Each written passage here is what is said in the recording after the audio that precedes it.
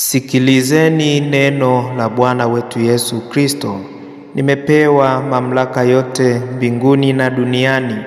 Basi enendeni mkawafanye mataifa yote kuwa wanafunzi, mkiwabatiza katika jina la Baba na la Mwana na la Roho Mtakatifu, na kuwafundisha kuyashika yote niliyowaamuru ninyi. Na tazama, mimi nipo pamoja nanyi siku zote hata ukamilifu wa dahari.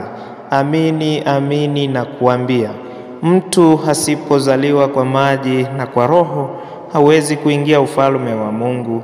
Kilichozaliwa kwa mwili ni mwili, na kilichozaliwa kwa Roho ni roho. Basi wakamletea Yesu watoto wadogo ili awaguse.